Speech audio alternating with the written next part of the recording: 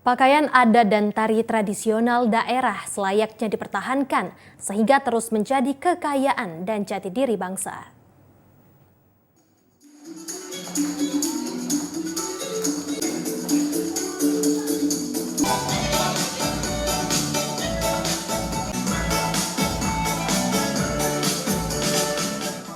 Indonesia memiliki keragaman adat budaya, suku, dan bahasa yang tersebar dari Sabang hingga Merauke. Kekayaan ini tentulah harus dilestarikan dan dipertahankan sebagai jati diri dan identitas bangsa yang tak dimiliki bangsa lain.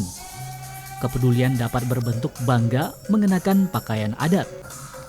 Inilah yang dilakukan para ibu yang tergabung dalam Persatuan Istri Karyawan Karyawati Unit Induk Distribusi PLN Sumatera Selatan, Jambi, dan Bengkulu atau PIKK UID S2JB.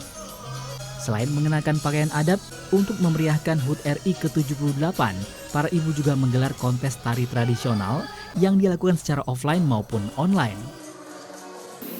Kalau untuk hari ini kami pertemuan gabungan sekaligus dalam rangka memperingati hari ulang tahun kemerdekaan Indonesia yang ke-78. Kami memakai memakai pakaian daerah ini, ya salah satunya yaitu untuk melestarikan budaya Nusantara. Nah, kita mengisi kemerdekaan ini dengan tentu saat ini tidak dengan berperang lagi. Salah satunya yaitu dengan melestarikan budaya Nusantara yang salah satunya yaitu pakaian Nusantara ini khususnya bagi ibu-ibu biar lebih mencintai budaya Nusantara.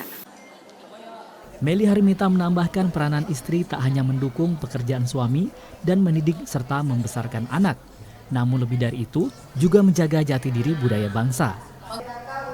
Tim Liputan TVRI Sumatera Selatan melaporkan.